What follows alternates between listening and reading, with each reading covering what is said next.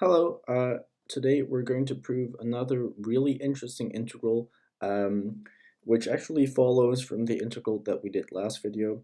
This integral is pretty famous. If you don't know it, don't worry. You don't need to know the proof or anything. You can just take it as true from me.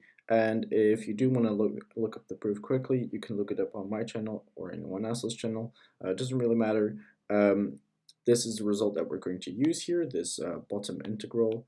Um, and we're going to prove the integral above. So an even more complicated looking integral. And how are we going to do that?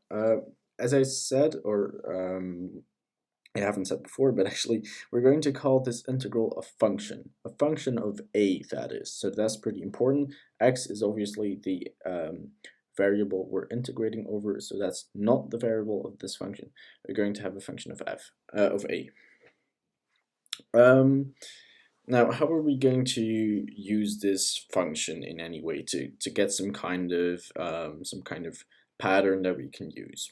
We're going to differentiate it. Now, you can actually differentiate under the integral sign, which is actually Feynman's trick. It's a brilliant trick, which can lead to many extremely interesting results. So how do we do this? We've just got the integral from minus infinity up to infinity, and now we're going to integrate this function e to the power of minus ax squared, with regards to the variable a, so that's pretty important to keep into account. We're going to get a minus, and then the x squared e to the minus a x squared dx, like so. So that's the first derivative of our function f. Now, the next step in this process is going to be also differentiating square root of pi over a. So first of all, let's rewrite this slightly so it's more clear. We're going to get a to the power of minus 1 over 2. So if we differentiate that, we're going to get minus square root of pi over 2 times a minus 3 over 2 to the power of minus 3 over 2. So we've now got our derivatives. Obviously, this is still the same function, but what's actually the use of this? We're actually just going to keep doing this for a couple of times until we see a pattern. So next derivative. So the second derivative of our function f. Now we're going to see that our minus sign cancels. So we're again going to get a minus sign, and obviously that's going to cancel. So infinity. And now we're going to get x to the power of 2 times x to the power of 2. So that's going to be x to the power of 4 dx. And again, it's really important that you keep into account that we're differentiating over a, because that could get confusing if you see all of the x's and say, I got to use the product rule. No, we're differentiating over a. So x is basically just a constant. Now, next up, we're going to, again, differentiate our minus square root of pi over 2 times a to the power of minus 3 over 2. So what's that going to be? Again, our minus is going to cancel. So we're going to get plus 3 times the square root of pi over 4 times a minus 5 over 2. Now the next step is just, we're going to do this once more so that we can see a clear pattern in what's going on. So the next derivative of this function is going to be the third derivative of f, and that's going to be minus the integral from minus infinity to positive infinity of x to the power of 6 times e to the minus ax squared dx. And the integral of the above function is going to be square root of pi over 8 times 15. We're actually going to get a minus sign in front. And of course, we'll just subtract 1 from the power, which is going to be minus 7 over 2. So we've now got 3 different derivatives of our function f. So now we're going to establish a pattern. So we're going to consider the nth derivative of f. So the mth derivative of f. So again, this n denotes a derivative, or actually how many derivatives. So that's really important. This is not some kind of power or something. It's the nth derivative. So first of all, what do we see? Let's say the normal function f of a is going to be the zeroth derivative, and we actually see no minus sign. The first one, we do see minus sign, and so on. So we're just going to get a minus sign in all of the odd cases of n. And for every single case, we're going to get an integral from minus infinity to infinity, and we're going to get x to the power of 2n, which I hope is clear from the pattern of 0 in the first integral, 2, 4, and 6, and then always times e to the minus power of minus ax squared dx. And for our second part here, this is going to be a little bit more difficult, although there are some easy parts here as well. So first of all, the minus sign, the exact same thing.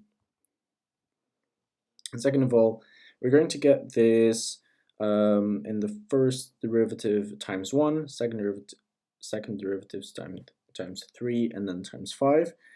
Now, normally I would denote this with a double integral, but since most people don't know that, sorry, not a double integral, a double factorial, but since most people don't know that, I'm going to use the product notation, which is just basically the sum notation, but in product form. So what is that going to look like? It's going to be the product up to n from I equals 1 of 2i minus 1. So again, this means exactly the same as some kind of sum.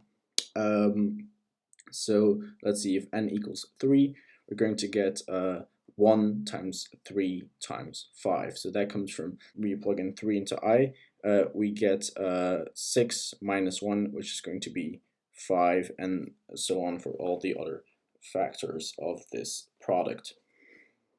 Next, we're going to multiply by the square root of pi, and we're going to divide by 2 to the power of n. And then the last part of this nth derivative is going to be our a to the power of minus, and then we're going to get 2n plus 1 all over 2. So again, that follows pretty clearly. You can check some of these derivatives quickly to see if that's actually correct. So we've now got this massive expression for our derivative, our nth derivative. Now let's see what we can actually do with this, right? So first of all, we're actually almost there. First of all, we can cancel out these minus 1 to the power of n on both sides. Also, then I'm not really looking at the nth derivative anymore, so should cancel that out. But so now we've got this expression. And again, I know this still looks complicated, but actually we've just got all constants and then this a to the power of some stuff. Now, of course, we actually now achieved our goal, with the exception that our power of x here is even. But what if we consider the odd case? So then we get the integral of minus infinity to infinity, and I'm going to consider a random odd case, but you'll see from my reasoning why that logic holds for any odd case of n.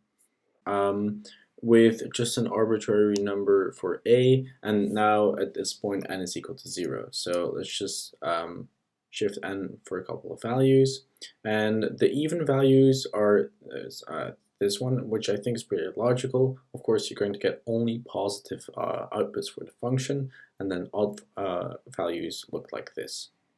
So we've got this range of functions here, and I think you can already see why integrating the odd ones is going to give 0. So let's see why that happens. If you integrate this function, for example, this part and this part are going to cancel out. So you're just always going to get 0 for any odd power of n. So that's the short explanation.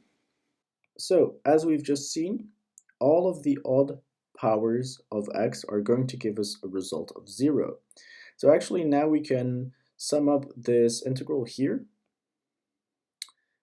into two cases. Case 1 is 0 if n is odd, or otherwise, if n is even, we're going to get our expression down below. So that's going to be the product of 2I minus 1 from I equals 1 up to n. Now I should note that I should actually change this then to 2n. So times the square root of pi all over 2 to the power of n. And then still times a to the power of minus 2n plus 1 over 2. So that is our integral completed. I know it doesn't look exactly clean, but I find it an extremely amazing result to get this actually quite a simple technique to get this really complicated integral. Now also it is kind of tricky with the x to the odd powers, but I hope that was clear as well. And I hope to see you in the next video. I really love this integral, and I hope it's something to remember. Also, the Feynman trick with actually differentiating under the integral sign. Thank you so much for watching. Till next time. If you've got some tips for me, always post them in the comments. Thank you so much for watching.